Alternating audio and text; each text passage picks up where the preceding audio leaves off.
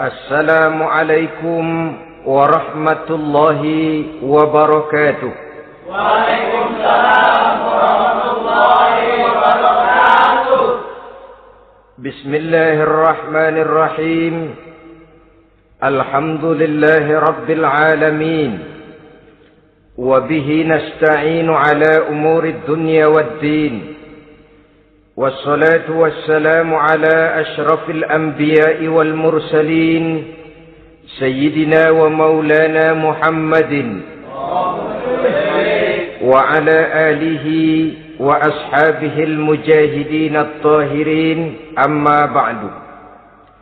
Saudara-saudara kaum muslimin rahimakumullah. Di dalam surah Al-Ankabut ayat 2, Allah subhanahu wa ta'ala memberikan peringatan. Ahasiban nasu ayyutraku ayyakulu amanna wahum la yuftanun.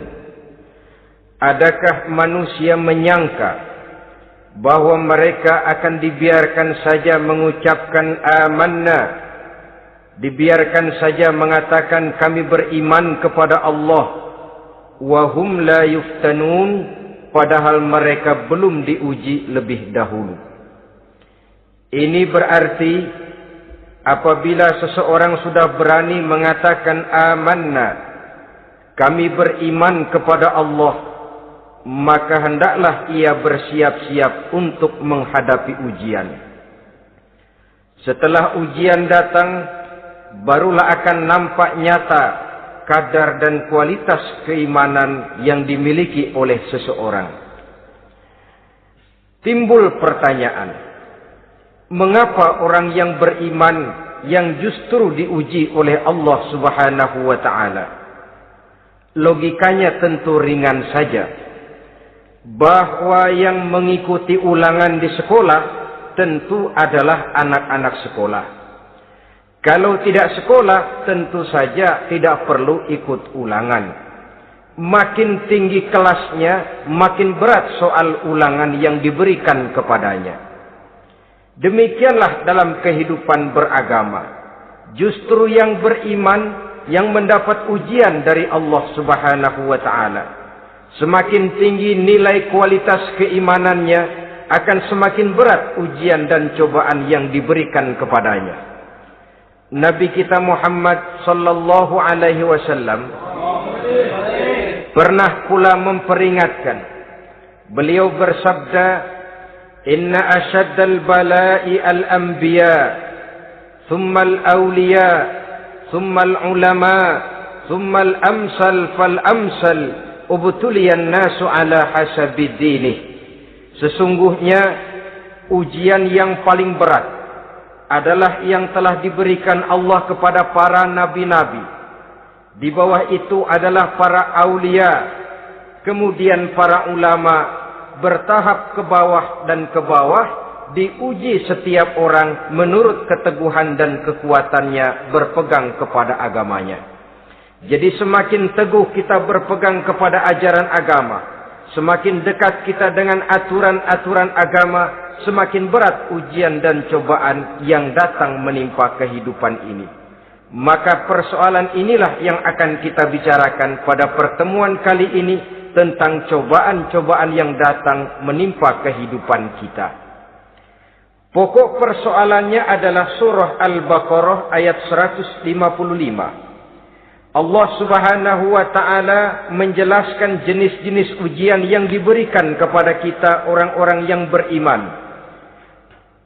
Dalam Al-Baqarah 155 itu Allah subhanahu wa ta'ala menjelaskan, وَلَنَبْلُوَنَّكُمْ بِشَيْءٍ مِّنَ الْخَوْفِ وَالْجُوعِ وَنَقْصٍ مِّنَ الْأَمْوَالِ وَالْأَنفُسِ وَالثَّمَرَاتِ وَبَشِّرِ الصَّابِرِينَ الَّذِينَ إِذَا أَصَابَتْهُمْ مُصِيبَةٌ قَالُوا إِنَّا لِلَّهِ وَإِنَّا إِلَيْهِ رَاجِعُونَ وَلَنَبْلُوَنَّكُمْ بِشَيْءٍ مِّنَ الْخَوْفِ, dan tentu dan pasti kata Allah, kami akan menguji kamu sekalian, kami akan mencoba kamu sekalian dengan sebagian kecil dari rasa takut.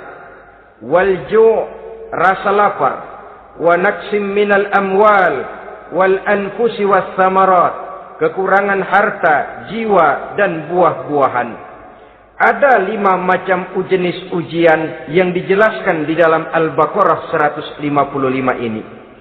Yang pertama, walanabluwannakum bisyai'im minal khauf. Kami uji, kami coba kamu dengan sebagian kecil daripada rasa takut. Setiap manusia terlahir dengan membawa 2 sifat. Yang kontroversil, akan disebut apa seseorang bergantung kepada sifat mana yang lebih menonjol di dalam dirinya. Tiap orang punya rasa berani, tiap orang punya rasa takut. Kalau beraninya lebih besar daripada takutnya, ia dinamakan pemberani. Tapi kalau takutnya yang lebih besar daripada beraninya, ia dinamakan penakut. Tapi yang jelas 2 sifat kontroversial ini memang ada dalam diri manusia. Akan diuji kamu sekalian dengan sebagian kecil daripada rasa takut. Takut yang kadang-kadang tidak beralasan. Yang kaya takut jatuh miskin. Yang punya jabatan takut kehilangan kedudukan dan pengaruhnya. Dan pada akhirnya yang hidup pun menjadi takut mati. Sesuatu yang sungguh tidak beralasan dan menimbulkan kegelisahan di dalam kehidupan. Mari kita lihat dampak yang ditimbulkan oleh rasa takut ini. Ada orang kaya yang takut jatuh miskin. Akibat rasa takutnya ini, pertama, ia menumpuk-numpuk harta sebisa-bisanya dengan menghalalkan segala macam cara. Tidak peduli halal haram, tidak ngerti hak batil, tidak tahu hak dan pantas dan ma'ruf munkar atau tercela. Yang penting ia bisa menumpuk-numpuk harta, menimbun-nimbunnya, tidak hanya cukup untuk dirinya sendiri. Kalau perlu anaknya sudah dipersiapkan untuk jadi orang kaya. Cucunya disiapkan jadi orang kaya. Anak cucunya, cucu-cucunya, seluruhnya. Dia takut jatuh miskin. Kemudian akibat dari rasa takut ini, ia pun terjebak ke dalam penyakit bakhil bin pelit alias kikir. Tidak sedikit pun tergerak hatinya untuk memberikan bantuan dan pertolongan kepada mereka yang memang memerlukannya. Termasuklah ia ke dalam apa yang diingatkan Allah. Allazi jama'a malan wa addadahu yahsabu anna malahu akhlada. Orang-orang yang menumpuk-numpuk harta kemudian menghitung-hitungnya. Dia menyangka bahwa hartanya akan dapat mengekalkan kehidupannya di dunia ini. Dia menyangka hartanya akan dapat mengekalkan kebahagiaannya di dalam kehidupan ini. Maka kerjanya hanya menumpuk dan menumpuk. Dan dia sangat takut untuk jatuh miskin. Saudara-saudara kaum muslimin rahimakumullah. Lalu yang kebetulan punya jabatan takut kehilangan kedudukan dan pengaruhnya. Maka ia akan melakukan segala cara dan jalan untuk menjaga keamanan dan ketenangan dari jabatan yang sedang didudukinya. Hilang kesadaran bahwa jabatan adalah amanah. Hilang pengertian bahwa kedudukan adalah alat untuk berbuat baik dan mengabdi kepada sesamanya. Yang ada pikirannya hanyalah bagaimana menjaga kedudukan dan pengaruhnya agar tetap ada dalam dirinya. Segala cara pun dilakukan dan kadang-kadang ia kehilangan kontrolnya. Kemudian pada akhirnya manusia pun dilanda oleh perasaan takut mati. Sungguh sangat tidak beralasan sama sekali. Karena mati adalah kewajiban dari semua yang bernama hidup. Dan Nabi mengingatkan, al-mautu babun fakullun nasi dakhiluh. Mati adalah merupakan satu pintu yang setiap orang akan masuk ke dalam pintu itu. Bahkan mati sesungguhnya bisa merupakan nasihat di dalam kehidupan kita. Beliau bersabda, taraktu fikum nasihataini, natiqan wa samitan. Aku tinggalkan kepada kamu 2 macam nasihat. Pertama, nasihat yang pandai bicara, dan yang kedua, nasihat yang diam saja. Sahabat bertanya, nasihat yang pandai bicara itu apa ya Rasul? Beliau menjawab, Al-Quran. Kalau nasihat yang diam saja apa ya Rasul? Beliau menjawab, maut. Saudara-saudara kaum muslimin rahimakumullah. Yang kaya takut miskin. Yang punya jabatan takut kehilangan kedudukan dan pengaruhnya. Dan pada akhirnya yang hidup pun menjadi takut mati. Sesungguhnya takut-takut yang sangat tidak beralasan sama sekali. Jika orang kaya takut jatuh miskin, untuk itu kemudian dia menghalalkan segala macam cara untuk menumpuk kekayaan yang tidak akan habis dimakan selama 7 turunan. Kemudian diiringi dengan sifat bakhil, sifat tertutup, sifat berpangku tangan melihat kesulitan dan penderitaan orang lain. Maka sesungguhnya dia tidak merasa bahwa harta merupakan titipan dari Allah Subhanahu wa ta'ala. Bahwa ia merupakan alat dan bukan merupakan tujuan di dalam kehidupan ini. Takut miskin adalah satu penyakit yang mengakibatkan orang lupa diri dan lupa daratan. Takut kehilangan kedudukan dan pengaruh juga adalah penyakit yang menyebabkan orang menghalalkan segala macam cara untuk menjaga kedudukan dan jabatannya. Dan takut mati juga sebenarnya sesuatu yang tidak beralasan. Sebab siapa yang berani hidup harus berani pula menghadapi mati. Yang takut mati tidak usah hidup saja. Karena mati adalah kewajiban bagi semua orang-orang yang hidup. Oleh karenanya, rasa takut yang tidak beralasan sesungguhnya merupakan ujian untuk menguji nilai-nilai keimanan yang ada di dalam diri kita. Orang kaya diuji dengan hartanya, pejabat diuji dengan kedudukan dan pengaruhnya, manusia hidup diuji dengan akan datangnya mati yang menjemput kehidupannya. Menghadapi ujian-ujian semacam ini, maka marilah kita menyadari yang kaya tidak perlu takut miskin. Dari Allah harta itu datang, kepada Allah harta itu akan kembali. Yang punya kedudukan dan pengaruh tidak usah takut kehilangan kedudukan dan pengaruhnya. Karena jabatan sesungguhnya merupakan amanah dari Allah Subhanahu wa ta'ala yang harus digunakan dan dianggap sebagai kesempatan untuk berbuat kebajikan sebanyak-banyaknya. Saudara-saudara kaum muslimin rahimakumullah. Ini bagian pertama dari ujian-ujian yang ada dalam Al-Baqarah 155. Walanabluwannakum bisyai'im minal khauf. Kami akan uji, kami akan coba kamu dengan sebagian kecil daripada rasa takut. Takut yang kadang-kadang saya katakan sekali lagi sangat tidak beralasan. Akibatnya bisa menimbulkan gejala-gejala yang aneh di dalam kehidupan kita. Saudara-saudara, yang kedua, walju, akan kami uji kamu dengan rasa lapar. Kelaparan belum tentu identik dengan kemiskinan. Bahkan di dalam surah An-Nahl ayat 112, Allah Subhanahu wa ta'ala memberikan contoh yang sangat nyata dan jelas. وَضَرَبَ اللَّهُ مَثَلًا قَرْيَةً كَانَتْ آمِنَةً مُطْمَئِنَّةً يَأْتِيهَا رِزْقُهَا رَغَدًا مِنْ كُلِّ مَكَانٍ فَكَفَرَتْ بِأَنْعُمِ اللَّهِ فَأَذَاقَهَا اللَّهُ لِبَاسَ الْجُوعِ وَالْخَوْفِ بِمَا كَانُوا يَصْنَعُونَ. Allah memberikan contoh bagaimana keadaan satu negeri yang makmur, aman, tenang, tentram. Rezekinya datang dari segala arah. Fakafarat bi an'umillah, tapi sayang sekali penduduknya kufur dengan nikmat yang diberikan Allah Subhanahu wa taala kepada mereka. Akibatnya fa'azaqahallahu libasal ju'i wal khauf.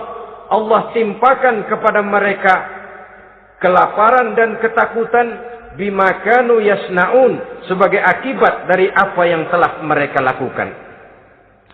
Marilah kita melihat contoh dalam Al-Quran ini untuk mengadakan introspeksi di dalam diri dan kehidupan kita masing-masing.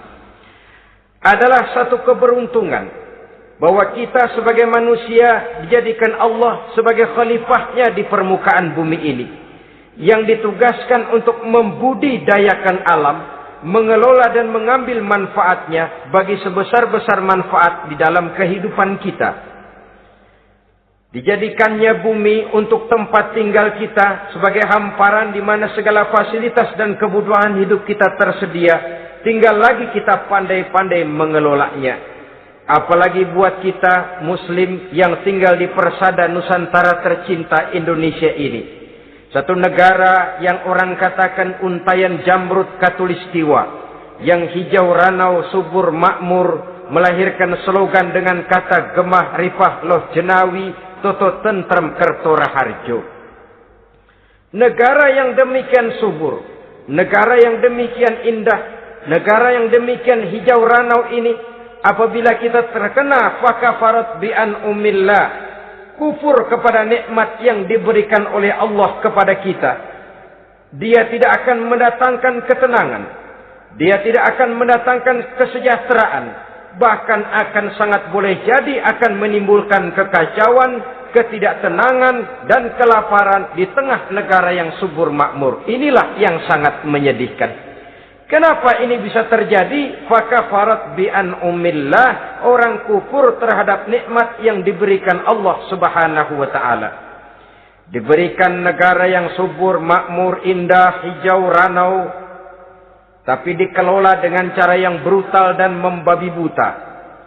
Menguras sumber daya alam melampaui sebagaimana yang seharusnya, sehingga memperkosa keadaan alam itu sendiri. Hutan dan belukar yang ditebangi secara liar dan sembarangan akan melahirkan gurun-gurun pasir yang gersang dan tandus. Sehingga dengan demikian maka akan mengakibatkan malapetaka bagi kehidupan manusia itu sendiri. Begitu juga percobaan-percobaan ilmu pengetahuan yang mengundang dan mengandung reaktor-reaktor nuklir akan memberikan luka kepada alam itu sendiri, yang mengakibatkan akan kembali kerugian kepada makhluk bernama manusia. Saudara-saudara kaum muslimin rahimakumullah. Jadi dengan demikian, di dalam satu negara yang subur, hijau, ranau dan makmur, bisa saja terjadi kelaparan apabila kita ingkar, tidak mau bersyukur terhadap nikmat yang diberikan Allah kepada kita. Kita kelola alam ini seenak perut kita saja dengan tidak memikirkan akibatnya di kelak kemudian hari nanti. Kita ambil satu contoh. Orang-orang tua kita dulu pada umur 60 tahun, 70 tahun, kalau dia menanam kelapa, orang lalu bertanya, kakek nanam kelapa untuk siapa nanti? Apa jawabannya? Untuk anak cucu saya. Umur 60 tahun atau umur 70 tahun, ia masih menanam pohon kelapa. Untuk apa katanya? Untuk anak cucu saya di belakang kemudian hari nanti. Orang yang bisa menanamkan sesuatu untuk generasi yang akan datang, itulah orang tua yang bijaksana. Tapi orang yang menanam sesuatu hanya untuk kepentingan dirinya sendiri saja, maka itulah orang yang hanya mementingkan diri sendiri atau orang egois. Tapi lebih celaka lagi, orang yang mau melakukan sesuatu yang akan meninggalkan akibat bagi generasi yang akan datang, akibat yang tidak baik, itulah orang yang aniaya, orang yang zalim di dalam kehidupan kita. Bumi, tempat di mana kita manusia tinggal, bukan satu wujud yang tanpa batas. Pernahkah kita membayangkan cuma satu bumi untuk dihuni oleh 5 miliar lebih dari makhluk bernama manusia, yang kadang-kadang pertumbuhan sarana untuk menunjang kehidupan tidak sepesat pertumbuhan jumlah makhluk bernama manusia itu sendiri. Oleh karena itu kita dituntut untuk pandai-pandai mengelola, membudidayakan alam ini dengan tetap menjaga keseimbangannya, sehingga bahaya kelaparan yang merupakan ujian di dalam kehidupan, insya Allah tidak akan kita temukan di dalam kehidupan kita. Saudara-saudara kaum muslimin rahimakumullah. Ini kelaparan dalam artian sebagai satu bangsa. Bisa juga kelaparan dalam artian dalam kehidupan pribadi daripada manusia. Hidup ini, kata orang, berjalan bagaikan roda pedati. Sekali tempo naik kita ke atas, lain saat turun kita ke bawah. Ada saatnya kita jaya, ada saatnya kita pun mengalami kemunduran. Oleh karena itu, pasang surut kehidupan ini membuat orang seharusnya sadar bahwa pasang surut itu tidak harus menyebabkan pasang surutnya dia di dalam melaksanakan ibadahnya kepada Allah Subhanahu wa ta'ala. Kelaparan boleh jadi memang merupakan ujian untuk menguji nilai-nilai keimanan seseorang. Apabila dalam kondisi lapar imannya mantap, imannya teguh, imannya kuat, maka dalam kondisi di mana perutnya tidak lapar, tentu iman itu akan lebih bertambah mantap lagi. Kalau orang perutnya kenyang, kalau orang perutnya berisi penuh, lalu imannya stabil, kemudian pada saat kelaparan imannya pun mengalami penurunan, maka di situ nyata, di saat dia diuji dengan kelaparan, kualitas imannya ikut menyurut, mundur ke belakang, dan mengalami proses degradasi, proses peluncuran dan penurunan. Oleh karenanya, marilah kita menyadari Allah Subhanahu wa ta'ala senantiasa memberikan yang terbaik kepada kita bersama. Kelaparan, apabila kita terima dengan sikap lapang dada, tidak akan menyebabkan kita menjadi berbuat nekat.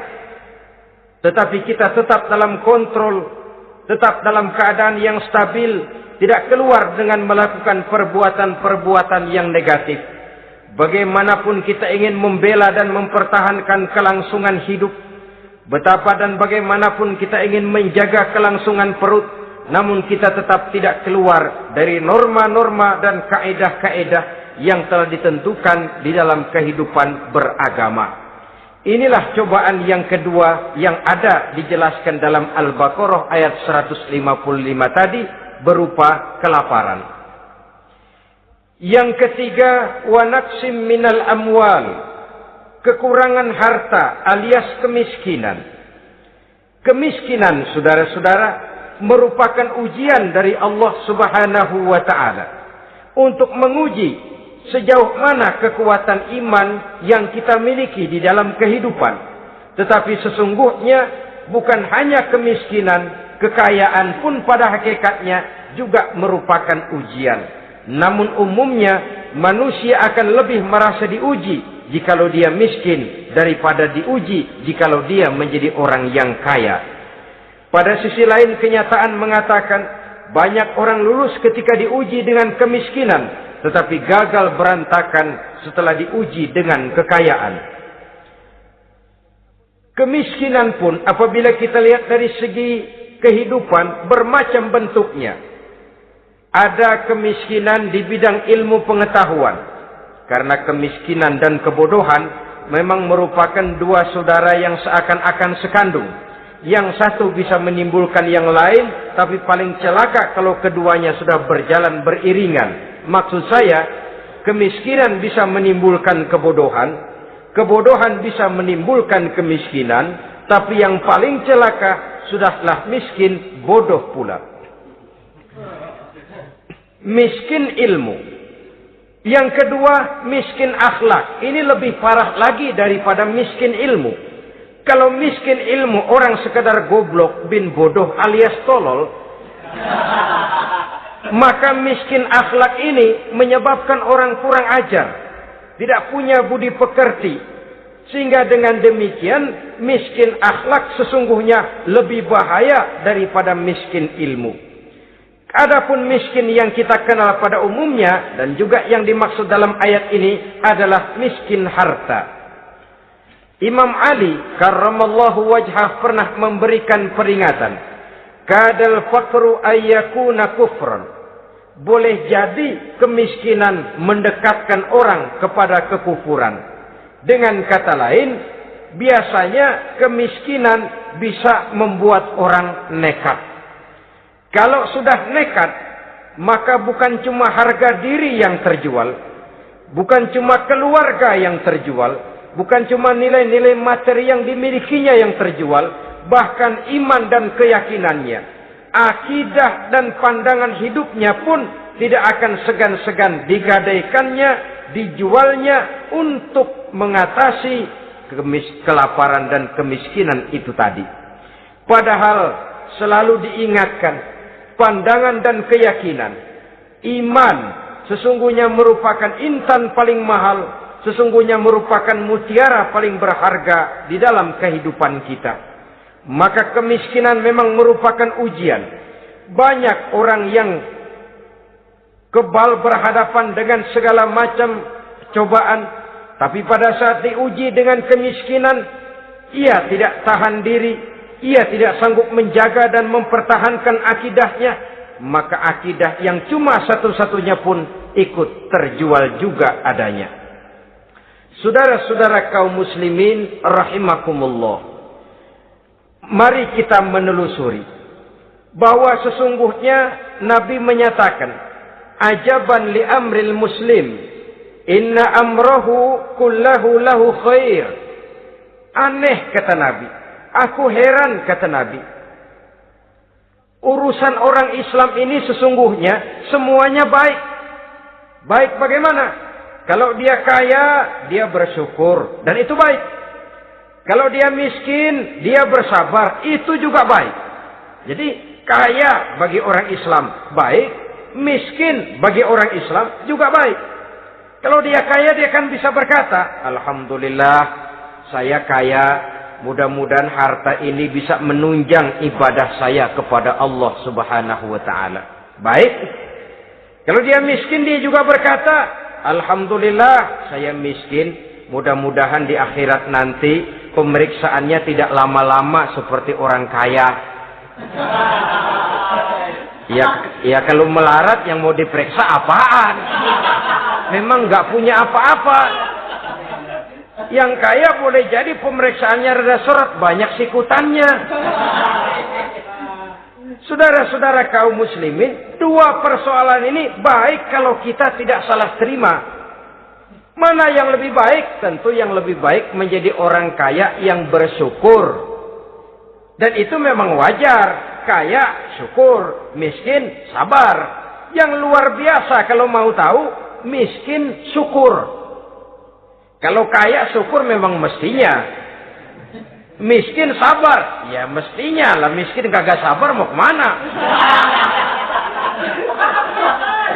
Tapi yang luar biasa sesungguhnya, miskin, syukur. Syukur bagaimana? Ya seperti saya katakan tadi. Alhamdulillah, mudah-mudahan di akhirat nanti pemeriksaannya tidak lama seperti orang yang kaya. Sehingga kata Nabi, setiap persoalan yang dihadapi umat Islam baik bagi dia. Miskin, baik. Kaya, baik. Asal orang tidak salah terima. Tapi sebaliknya, kalau salah terima, kaya, lupa diri. Miskin, lupa daratan.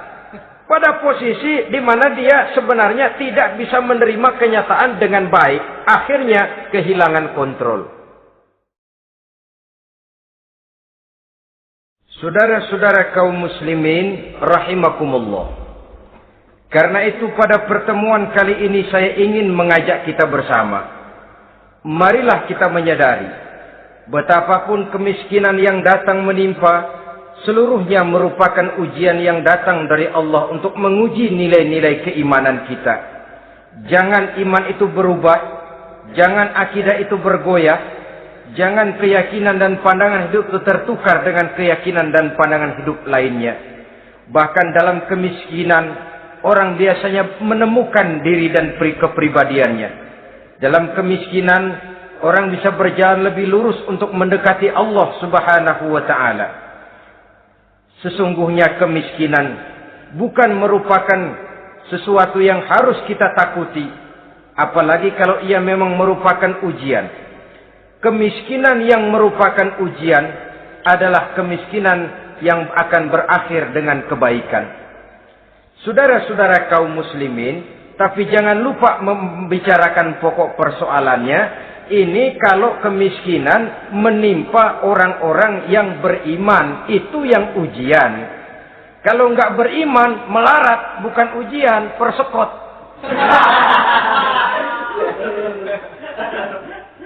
Nah, orang lalu bertanya, Pak, kalau orang kafir kaya bagaimana? Nah, begini saudara-saudara, dalam agama itu ada yang disebut nikmat, ada yang disebut istidraj. Kalau nikmat itu hanya diberikan kepada hamba-hamba yang beriman. Kalau istidraj itu diberikan kepada siapa saja yang mau berusaha. Tidak soal dia beriman atau tidak. Tidak soal dia mau bersujud atau tidak. Asal dia berusaha, dia dapat. Itu yang dinamakan istidraj. Seperti orang mancing ikan, mesti diberikan umpan. Setelah umpan itu dimakan, tidak langsung ditarik, tapi diulur dulu. Sampai kira-kira mata kail itu nyangkut di leher si ikan, baru diangkat ikan itu ke atas. Dan sampai di atas kita bisa maklum nasib ikan tadi. Bisa digetok, bisa dibacok, bisa digoreng, bisa dipepes. Tapi yang jelas nasibnya merana. Maka kalau ada orang makin jauh dari agama, makin kaya. Makin tidak mau sholat, makin berlimpah hartanya. Saudara tidak usah heran. Cukup dalam hati saja. Ikan lo. Jangan keras-keras, marah dia.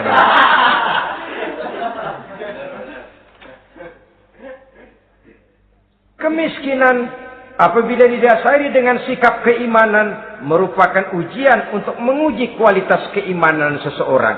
Bahkan satu hadis menyatakan apabila Allah mencintai seorang hamba, maka diujinya hamba itu karena Allah ingin mendengar liyasma'a tadarru'ahu, ingin mendengar ratapan orang tadi. Sama juga kita, kadang-kadang karena cinta benar kepada anak kita yang mungil, suatu saat kita ingin mendengar dia nangis, kita cubit dia. Bukan karena gemes, bukan karena benci, ingin mendengar nangisnya kok indah begitu. Saudara-saudara kaum muslimin rahimakumullah. Jadi jangan sampai ada pertanyaan, saya kan sembahyang rajin banget, kenapa miskin ya? Apabila sekali lagi didasari dengan sikap keimanan, maka kemiskinan merupakan ujian. Dan tentu anak sekolah itu kalau lagi ujian berat, capek, sakit hati, peras keringat, banting tulang, kepanasan, kehujanan, kenikmatan baru akan dia rasakan pada saat terima rapot pengumuman kenaikan kelas. Di situ kenikmatannya terasa. Demikian menghadapi ujian, kita cuma mengeluh. Kenapa ada rasa takut? Kenapa kelaparan? Kenapa kemiskinan? Di balik semua itu, apabila kita sudah merasakan naik kelas, akan terasalah kenikmatannya. Itu ujian yang ketiga. Yang keempat yang diceritakan dalam Al-Baqarah 155, wal anfus ay wa naqsim minal anfus, kekurangan jiwa atau kematian. Saudara-saudara, yang hidup takut mati. Padahal semua makhluk hidup harus berani mati. Bagaimanapun takutnya kita kepada mati, bisakah kita menghindarkan diri dari dia? Bagaimanapun kita tidak ingin bertemu malaikat maut, kemana kita akan lari bila dia datang mengetuk pintu? Bagaimanapun kita ingin menghindar dari pertemuan dengannya, kemana kita akan lari apabila dia sudah datang hendak menjemput nyawa? Karena itu memang ada satu prinsip yang dijelaskan oleh para ulama kita, iskariman au mut syahidan. Mati dan hidup dua hal yang tidak terpisahkan. Oleh karenanya, kalau memang hidup, hiduplah secara mulia. Kalau mati, matilah secara syahid. Hidup mulia atau mati syahid. Jangan terbalik. Hidup sia-sia, mati konyol. Nilai yang tidak ada artinya. Alangkah nikmatnya hidup yang berisi kemuliaan, dan alangkah indahnya mati dalam nilai syahid. Saya ingin menyegarkan ingatan saudara-saudara kepada sikap Nabi Allah Ismail alaihi salam ketika menghadapi keputusan dari Allah Subhanahu wa taala memerintahkan Nabi Ibrahim alaihi salam untuk menyembelih leher anaknya Ismail, yang ini berarti adalah kematian. Ketika datang perintah untuk menyembelih leher Nabi Ismail, Nabi Ibrahim berkata kepada putranya, "Ya bunayya inni ara fil manami anni azbahuka fanzur maza tara." Ananda Ismail, ayah mimpi diperintah oleh Allah untuk menyembelih lehermu. Menurut pendapatmu bagaimana mimpi ini, nak? Laksanakan atau tidak usah? Saya tidak sanggup membayangkan. Anak cuma satu-satunya. Sudah lama diharapkan. Si buah hati, belahan jantung, pelanjut cerita, penerus sejarah. Ketika anak ini sedang lucu-lucunya, turun perintah untuk menyembelihnya. Ya, kalau anak kita banyak, turun perintah potong leher anakmu, mungkin kita bisa pilih yang mana yang rada bandelan nih.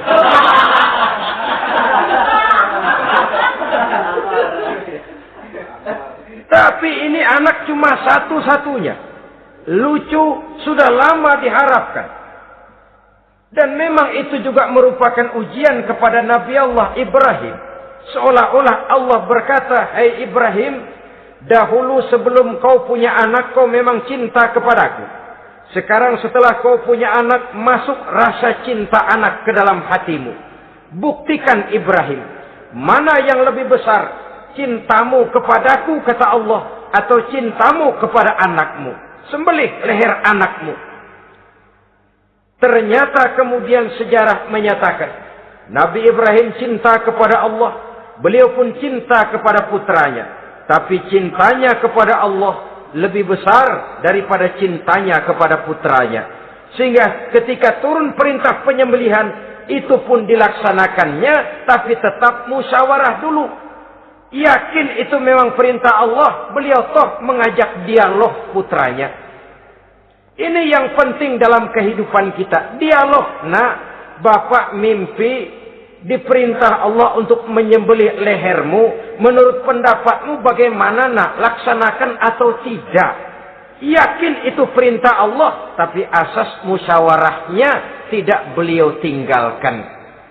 Walaupun yakin orang tua berbuat untuk kebaikan anak, alangkah baiknya anak diajak bicara.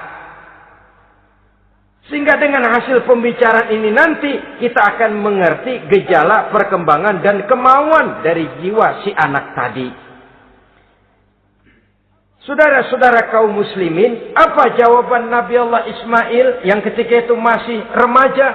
Beliau menjawab, "Ya abatif al ma tu'mar, satajiduni insyaallahu minas sabirin."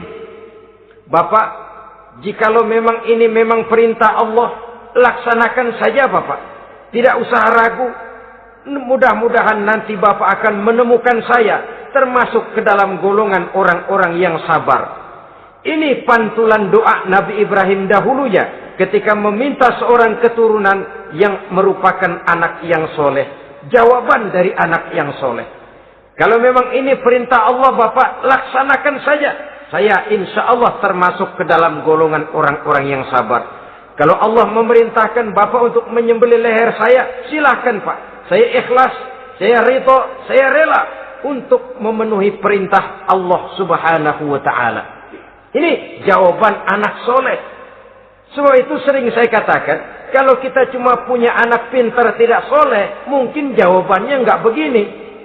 Nak, Bapak diperintah motong leher kamu, nak, bagaimana pendapatmu? Mungkin dia jawab, Bapak aja yang tuaan, Pak.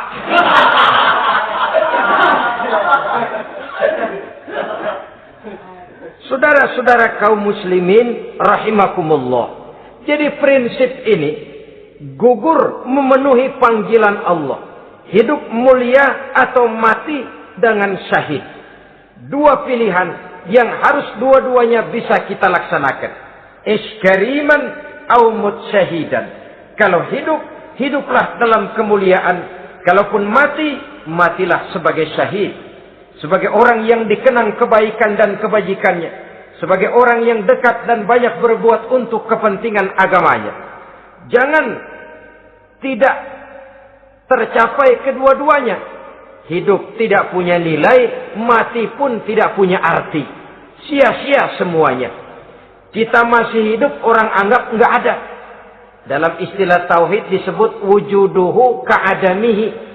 Adanya sama dengan tidak adanya. Dia sih ada apa nggak ada sama gitu-gitu juga. Alangkah ruginya kalau ada kita dianggap sama dengan tidak ada. Apalagi kalau kita sudah tidak ada, ya tidak ada beneran. Iskariman au mut syahidan. Hiduplah mulia atau matilah sebagai syahid. Saudara-saudara kaum muslimin rahimakumullah. Mati sesungguhnya juga merupakan ujian. Untuk menguji sejauh mana persiapan yang sudah kita lakukan di dalam kehidupan ini untuk menyambut.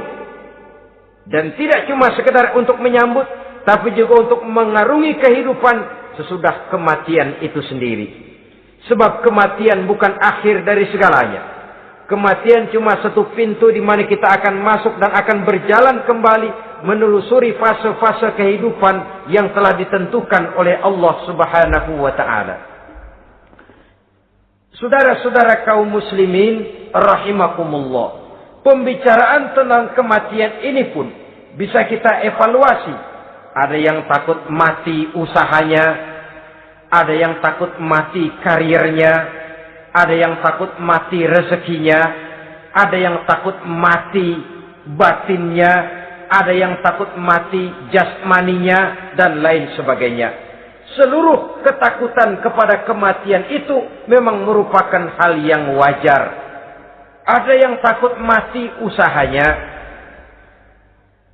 ada yang takut mati karirnya, ada yang takut mati rezekinya. Tapi kalau ketakutan itu lalu melahirkan perbuatan-perbuatan negatif yang menimbulkan penyimpangan, itu sudah di luar dari yang seharusnya.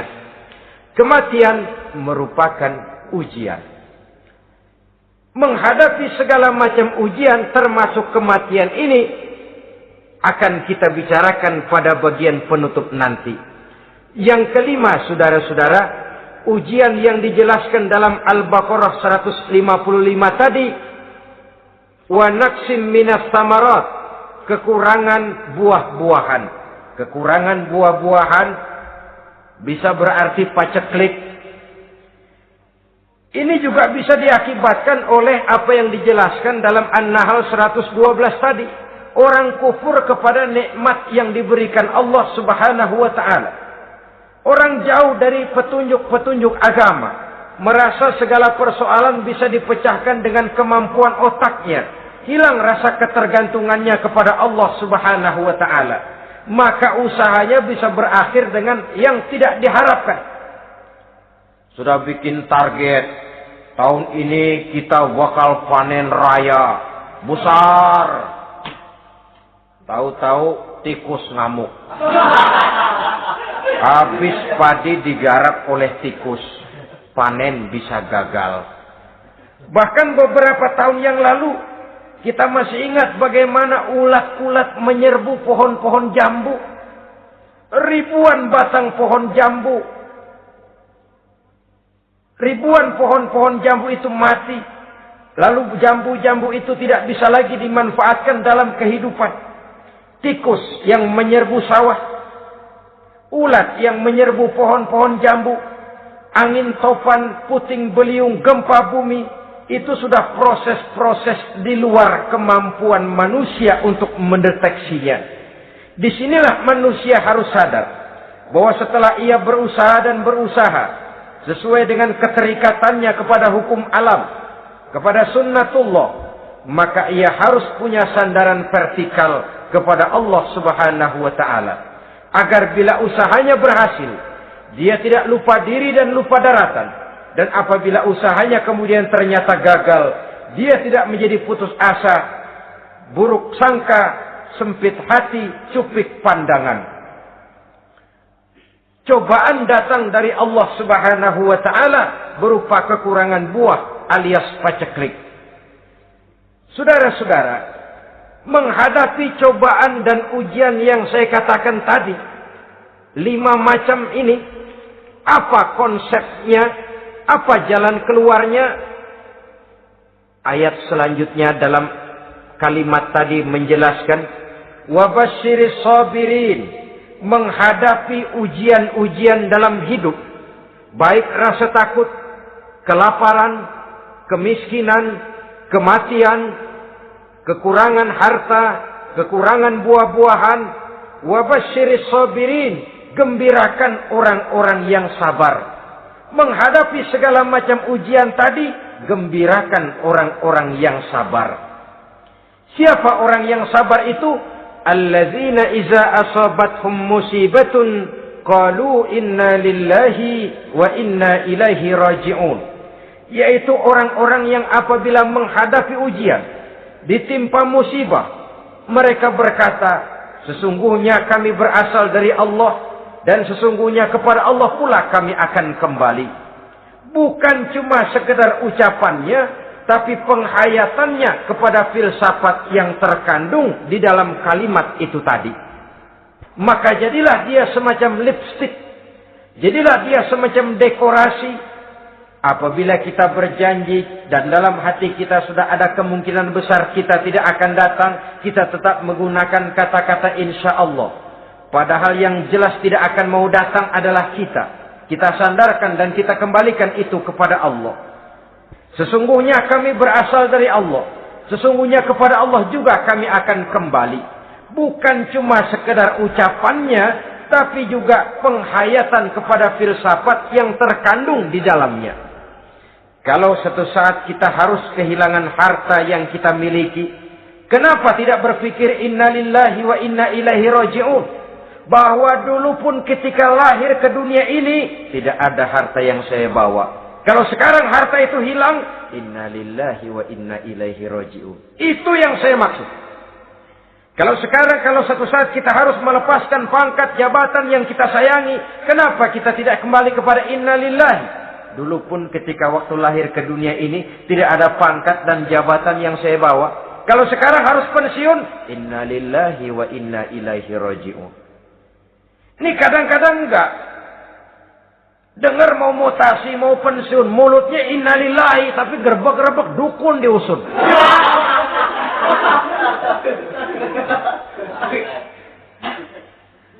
Keluarganya meninggal, mulutnya innalillahi, tapi nangisnya tetap enggak mau berhenti. Bukan cuma sekedar ucapannya, tetapi penghayatan kepada nilai dan filsafat yang terkandung di dalam kalimat innalillahi itu. Sesungguhnya segalanya saja berasal dari Allah. Segalanya saja akan kembali kepada Allah Subhanahu wa ta'ala. Kalau ini yang kita jadikan landasan, maka sesungguhnya menghadapi berbagai ujian ini, kita tidak akan salah singkap. Tidak akan salah tingkah, tidak akan salah sikap. Kalau sudah ini dasar dan fondasi yang menjadi landasan tempat di mana seluruh cobaan datang bertumpu, segalanya datang dari Allah, segalanya akan kembali kepada Allah, maka betapapun bertumpu ujian datang menimpa, rasanya tidak akan lagi membuat kita goyah, karena fondasi tempat kita berdiri sudah demikian kokoh dan kuatnya. Dan fondasi itu inna lillahi wa inna ilaihi raji'un. Segalanya datang dari Allah, segalanya akan kembali kepada Allah Subhanahu wa ta'ala. Keyakinan ini memberikan kelapangan jiwa. Dari kelapangan jiwa, maka akan tertuang ketenangan dan ketentraman. Jauh dari stres, jauh dari darah tinggi, jauh dari bingung, jauh dari rasa takut. Segalanya sudah kita kembalikan kepada Allah Subhanahu wa ta'ala. Saudara-saudara kaum muslimin rahimakumullah. Oleh karenanya, ini jalan keluar dan inilah orang yang sabar. Yaitu orang yang mengembalikan segala persoalan bahwa segalanya datang dari Allah, segalanya akan kembali kepada Allah. Bukan sabar dalam pengertian kita sehari-hari. Sabar, maaf ya, dalam pengertian kita sehari-hari biasanya orang yang sabar yang gak banyak tingkah. Diam, gak salah apa-apa, kepala yang dikelepak. Blek. Diam aja. Ente nggak salah apa-apa dikelepak diem ya. Gue lagi sabar, diem loh. Rasanya ini sih, kalau sabar macam ini yang kita punya, boleh jadi kita akan tertindas terus. Sebab itu, pada penghujung surah Al-Asr, Allah menggandengkan antara tawasau bil haq dengan tawasau bis sabr. Kebenaran dan kesabaran, dua hal yang memang tidak boleh terpisahkan satu dengan yang lain. Kalau kita benar, kita harus sabar. Kalau kita mau sabar, harus karena benar. Apabila kebenaran satu prinsip, maka kesabaran adalah satu strategi. Prinsip yang tanpa strategi bisa membuat kita tidak akan mencapai tujuan yang kita harapkan. Artinya, kebenaran tanpa kesabaran membuat kita mudah dipatahkan orang, tapi kesabaran tanpa kebenaran akan membuat kita diinjak terus oleh orang lain. Karena itu, kalau yakin kita benar, harus sabar. Kalau mau bersabar, harus karena benar. Dalam hal ini, sifat sabar yang dicontohkan oleh Rasulullah Sallallahu Alaihi Wasallam sungguh memang merupakan jadi panutan. Sepanjang persoalannya adalah persoalan pribadi. Sepanjang pribadi beliau yang dihina. Sepanjang pribadi beliau yang dicaci maki. Beliau biasanya bisa mengendalikan diri. Tapi kalau sudah agama masalahnya, maka beliau pun tidak segan-segan mencabut pedang, maju ke medan perang. Bukan untuk memaksakan agama dan keyakinan. Karena agama dan keyakinan memang tidak bisa dipaksakan. Tapi untuk menjaga, membela dan mempertahankan agama dari hinaan, cemoohan dan caci maki orang lain. Yang kita lakukan sebaliknya. Kalau pribadi kita yang dihina, marahnya 17 langit. Tapi kalau sudah agama dicaci maki orang, agama dihina orang, agama diremehkan orang, biarin dah, masih banyak ustaz. Cuma masalah ustadzkah agama itu? Cuma urusan kiaikah agama itu? Tidak. Agama itu urusan setiap pribadi muslim.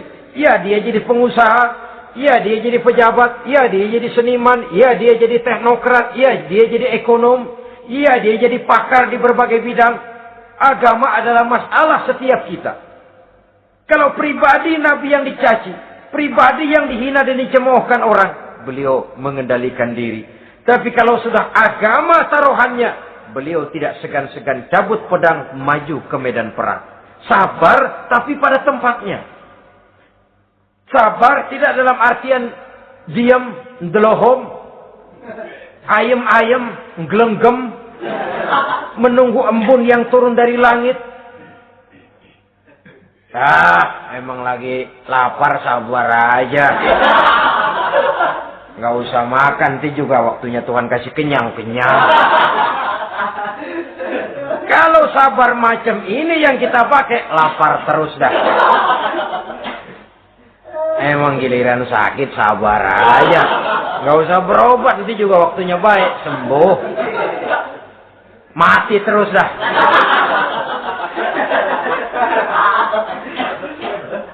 Ya perkara ada orang sakit tidak berobat sembuh. Itu hak Allah. Tapi tidak boleh kita jadikan sandaran. Apalagi kalau makom kita dengan Allah masih sedemikian jauhnya. Itu hanya ucapan dari orang-orang yang makom dia dengan Allah itu sudah tidak ada jarak. Permohonannya dipenuhi, kehendaknya dituruti. Sebab dia dengan Allah sudah sedemikian dekatnya.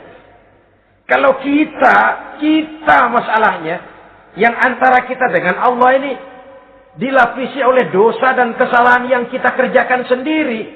Rasanya kita masih harus banyak berbuat sesuai dengan keterikatan kita kepada sunnatullah itu. Orang yang sabar adalah orang yang sadar kepada hakikat dan filsafat yang terkandung di dalam kalimat Inna lillah wa inna ilaihi raji'un. Segalanya datang dari Allah, segalanya pun akan kembali kepada Allah. Harta yang hilang tidak membuat kita gundah. pangkat yang harus kita tanggalkan tidak membuat kita kecil hati dan tidak akan meninggalkan medan pengabdian. Kenapa? Kita cuma menganggap itu satu titipan. Lain kalau kita anggap itu punya kita, jabatan punya kita. Nah, itu yang kita suka uangkeng. Saudara-saudara kaum muslimin, kesimpulannya banyak cobaan-cobaan dalam hidup. Yang dibicarakan dalam Al-Baqarah 155 ini sebagian kecil dari rasa takut, kelaparan, kemiskinan, kematian, dan kekurangan buah-buahan. Menghadapi segala macam ujian tadi, kembalilah kita kepada dasar inna lillahi wa inna ilaihi raji'un.